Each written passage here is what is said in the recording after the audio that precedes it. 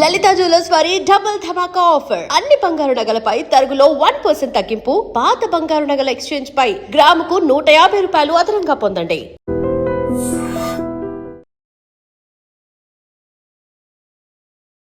నమస్తే గురుగారు. గురుగారు, శివుడిని అభిషేక ప్రియుడు అంటాం. ముఖ్యంగా రుద్రాభిషేకం అంటే ఆయనకు మహాప్రీతికరం. ఎందుకని? రుద్రంలో ఒక వాక్యం ఉంది, రుజన్ జాయతే ఇది రుద్ర అంటారు. రుజన్ అంటే సర్వ రుగ్మతలు, సర్వ వికారాలు, సర్వ దరిద్రాలు, సమస్త దోషాలు, సమస్త రుజన్ అంటే అన్ని ఏదైతే నెగటివ్ జాయతే ఇది రుద్ర, దాని రూపం ఆపేవాడు రుద్రుడు. ఎందుకు ఆయనకు ప్రీతికరం అనేది కాకుండా ఆయన పురుషుడు, ప్రకృతి పురుషుడు. ప్రకృతి అమ్మవారు, శివుడు పురుషుడు. తత్పురుషాయ విద్మహే మహాదేవాయ ధీమహి తన్నో రుద్ర ప్రచోదయాత్. అంటే ప్రకృతి ఇంటి యజమాని, పురుషుడు అంటే ఇంటి యజమాని. మన నాన్నగారు ఉన్నారు, మన నాన్నగారి దగ్గర సంపద ఉంటే, మన నాన్నగారు హ్యాపీగా ఉంటే మనం అంతా హ్యాపీగా ఉంటాం కదా. ప్రకృతి పంచభౌతిక స్వరూపం, ప్రకృతి మాత తల్లి. ఆ తల్లి మనకి ఏం కావాలో అన్ని ఇస్తుంది. అంటే మన అమ్మ నాన్నగారు అన్ని తెచ్చి పెడితే అమ్మ అన్ని ఎలా ఉండి పెడుతుందో, అన్ని మనకు ఎలా సమకూరుస్తుందో, అట్లాగే జగన్మాత అయిన ప్రకృతి స్వరూపమైన అయిన జగన్మాత మనకు అన్ని ఇస్తుంది. ఈ ప్రకృతికి పురుషుడు సహకారం ఉండాలి, ఆ పురుషుడి దగ్గర అన్ని ఉండాలి, ముందు ఆయన సంపద ఉండాలి. సో ఆయనకి కావాల్సింది ఏంటి? ఆయన్ని పరిపుష్టి చేస్తే, అంటే ఒక వృక్షం మొదట్లో మనం నీళ్లు పోస్తే ఆ వృక్షం మొత్తం ఎలా అయితే కింద వేర్లలోంచి పైన చిగురుటాకు వరకు ఎలా సుభిక్షంగా ఉంటుందో, అట్లా పరమేశ్వరుడికి అభిషేకం చేస్తే ప్రపంచం సుభిక్షంగా ఉంటుంది. రుద్రుడికి 2 తత్వాలు, ఒకటి అఘోర తత్వం, 2 శివతత్వం. మామూలుగా మనం శివుడికి లింగ రూపమే ఉంది, విగ్రహ రూపం లేదు, విగ్రహారాధన లేదు. కానీ వేదంలో శివుడికి చెప్పిన రూపం వేరు. ఆయన బలంగా ఉండాలి, ఆయన సంతోషంగా ఉండాలి, తద్వారా ప్రపంచం సంతోషంగా ఉంటుంది. అంటే ఇక్కడ ప్రపంచం అంటే మనది చాలా చిన్న దృష్టి. సకల చరాచర జగత్తు ప్రపంచం. ఈ సకల చరాచర జగత్తు సుభిక్షంగా ఉండాలంటే ఆయన అనుగ్రహం కావాలి. ఆయనకి మనం సేవ చేసుకొని, ఆయన్ని మనం మన నాన్నగారిని మనం సాటిస్ఫై చేస్తే నాన్నగారు మనకు అన్ని కావాల్సినవి ఎలా ఇస్తారో అలా ఆయనకి అభిషేక ప్రియుడు. ఆయన అభిషేకం చేస్తే ఆయన ప్రీతి పొందుతాడు. ఓ చెంబుడు నీళ్లు పోస్తే ఆయన తృప్తి పొందుతాడు. నీ నుంచి ఆయన ఏం అడగట్లేదు. నిర్మలమైన భక్తితో ఓ చెంబుడు నీళ్లు పోస్తే ఆయన నీకు కొండల కొద్ది సంపదను ఇస్తాడు. మన వేదంలో చెప్పిన విషయం ఏంటంటే బీజము. ఇప్పుడు మనం ఒక పండు తీసుకున్నాం, ఈ పండు పైన తొక్క ఉంటుంది, లోపల గుజ్జు ఉంటుంది, కానీ దానికి సంబంధించిన బీజం లోపల ఉంటుంది. ఆ బీజమే ప్రధానమైంది, దాని నుంచే పునరుత్పత్తి జరుగుతుంది. పురాణ ఇతిహాసాలు, వేదాలు, ఉపనిషత్తులు, ఇవన్నీ వాటన్నిటి మధ్యలో వాటన్నిటి మధ్యలో యజుర్వేదం ఉంటుంది. ఆ యజుర్వేదం మధ్యలో రుద్రం ఉంటుంది. యజుర్వేదంలో ఉన్న ఏకైక భగవంతుడి స్తుతి ఏంటంటే అది రుద్రాధ్యాయం. మిగతా అన్ని కూడా సూక్తాలు, అంటే స్తుతించేవి సూక్తాలు. శ్రీ సూక్తము అంటే అమ్మవారిని స్తుతించేది, పురుష సూక్తము పురుషుణ్ణి, అంటే ఎవరైతే పురుష దేవత ఉన్నారో నారాయణుడో శివుడో మీరు ఏ రూపం తీసుకున్నా ఆ పురుషుణ్ణి స్తుతించేది పురుష సూక్తం. అలాగే భాగ్య సూక్తం, అలాగే మన్యు సూక్తం. ఈ సూక్తాలన్నీ కూడా ఋగ్వేదంలో ఉంటాయి. యజుర్వేదంలో సూక్తాలు గాని ప్రార్థనలు, భగవంతుణ్ణి మనం ప్రసన్నం చేసుకోవడానికి చేసే స్తోత్రాలు గానీ ఏమి ఉండవు, ఒక్క రుద్రాధ్యాయమే ఉంటుంది. ఆ రుద్రాధ్యాయం కూడా వేదానికి మధ్యలో బీజ స్వరూపంలో ఉంది కాబట్టి ఇదే మూలము, ఇది చేస్తే మిగతా అన్ని వస్తాయి, ఇది చేస్తే రాందేదీ లేదు, ఇది చేస్తే జరగందేదీ లేదు.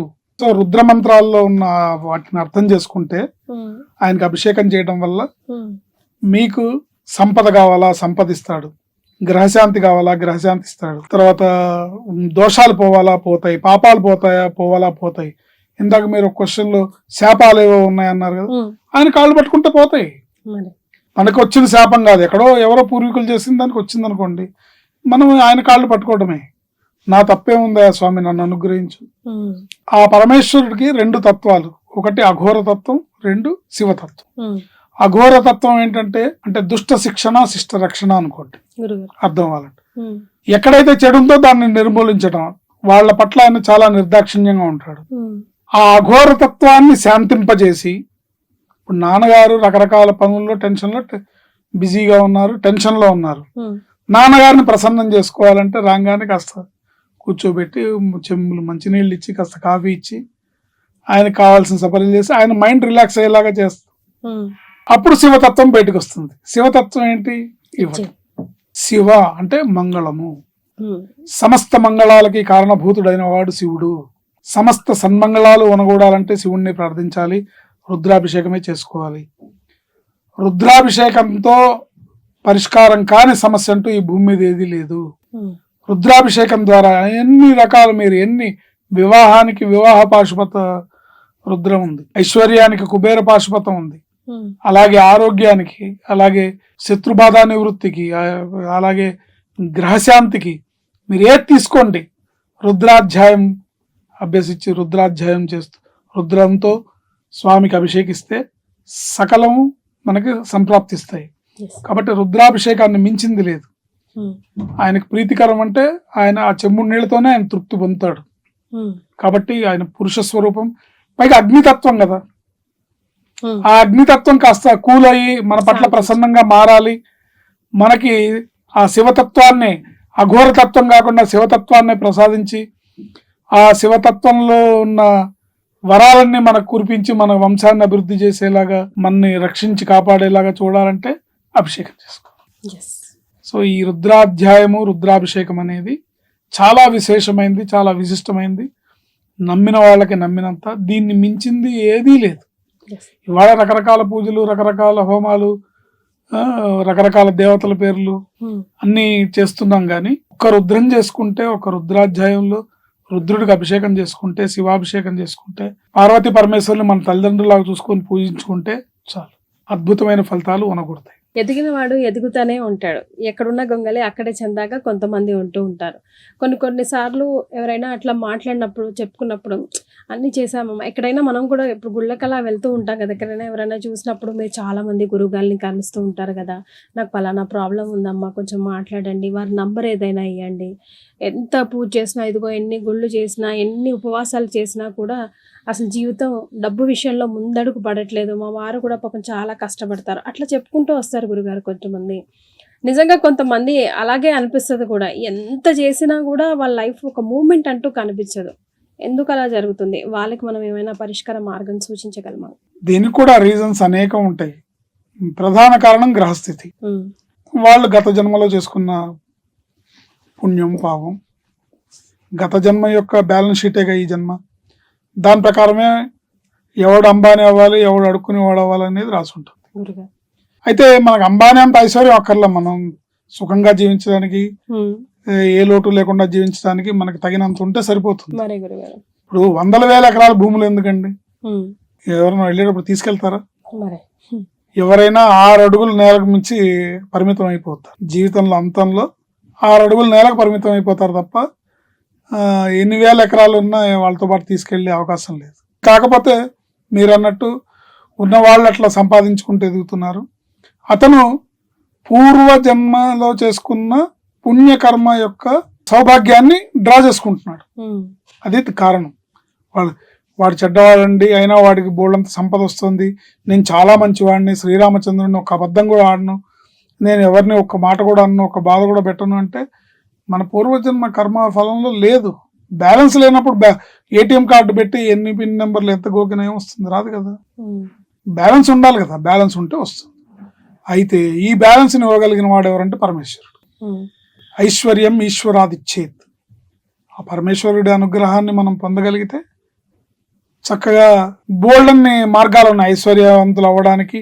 కుబేర పాశుపత అభిషేకం ఉంటుంది, కుబేర పాశుపత హోమం ఉంటుంది, అలాగే శ్రీ సూక్త సంపుటీకరణతో చేసే హోమాలు ఉంటాయి, శ్రీ సూక్తాన్ని రుద్రంతో సంపుటీకరణ చేసే అభిషేకం ఉంటుంది. ఉమ్, ఇలా బోల్డన్ని ఉన్నాయి. అంటే వాళ్ళు చేసుకోగల వాళ్ళ స్తోమత కూడా ఉండాలి. అంటే అది అన్ని ఖర్చుతో కూడుకున్నాయి, గురుగారు. సింపుల్ గా లైక్ దిస్ అయ్యేవి కాదు. ఉమ్, సో అలాంటిది వాళ్ళ స్తోమతను బట్టి, అయ్యా అసలే మేము దారిద్ర్యంలో ఉంటుంది. దారిద్ర్యంలో ఉంటే మేము ఇవన్నీ ఏం చేసుకోగలం అంటారు. ఉమ్, అప్పుడు ఏంటంటే జాతకంలో ఏ గ్రహం వీళ్ళకి అనుకూలంగా ఉంది, ఉమ్, ఏ సోర్స్ ద్వారా వీళ్ళకి కొంత ఆర్థిక పరమైన పరిపుష్టి లభించే అవకాశం ఉంది అనేది చూసుకుంటే కనుక ఉమ్, ఆ గ్రహాన్ని మనం కాస్త ఎన్హాన్స్ చేసి ప్రసన్నం చేసుకుంటే వీళ్ళకి తగినంత ఐశ్వర్యం వస్తుంది.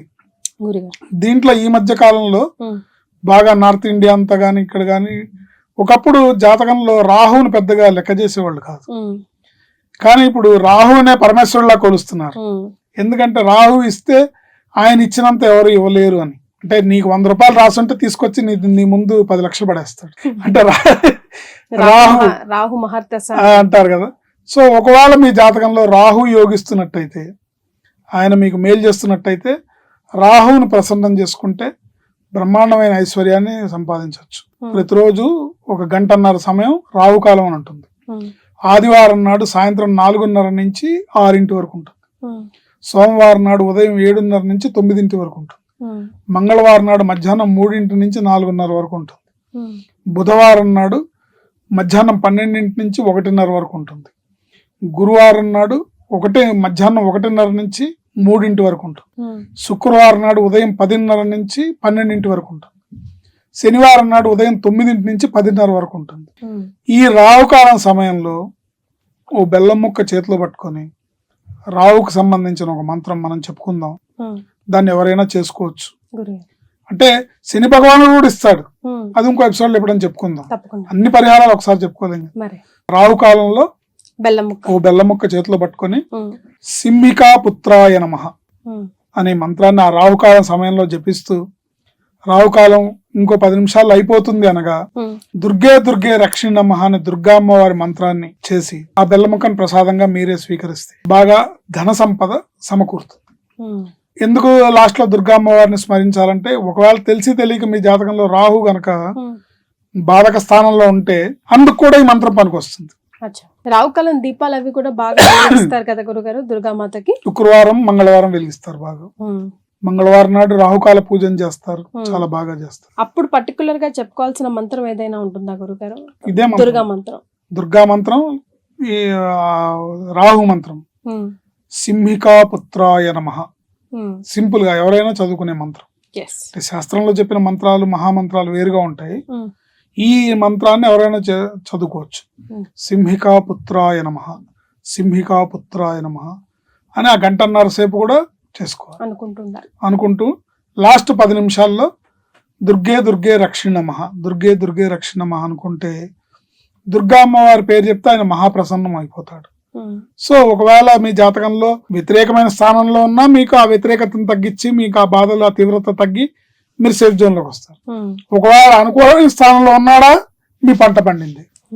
వరాలను ఇచ్చే స్థానంలో ఉన్నా అనుకోండి, భాగ్యస్థానంలో, అసలు ఇక ఆయన ఇచ్చినంత ఎవరు ఇవ్వలేరు అనమాట. మనుషులు ఇస్తే చేత్తో లెక్క పెట్టుకోవాలి, రాహు ఇస్తే మిషన్లతో లెక్క పెట్టుకోవాలి. చాలా సంతోషం గురుగారు. And for more videos, please subscribe to iDream. Please subscribe to iDream. Please subscribe iDream. And please subscribe to iDream. For more videos, subscribe to iDream. please like, share and subscribe to the channel. Congratulations, iDream. Subscribe to iDream. Subscribe to iDream. So subscribe to iDream Media. iDream ki iDream team andarki huge congratulations. Please subscribe iDream Media. Please subscribe to iDream. Subscribe iDream. Please subscribe to iDream.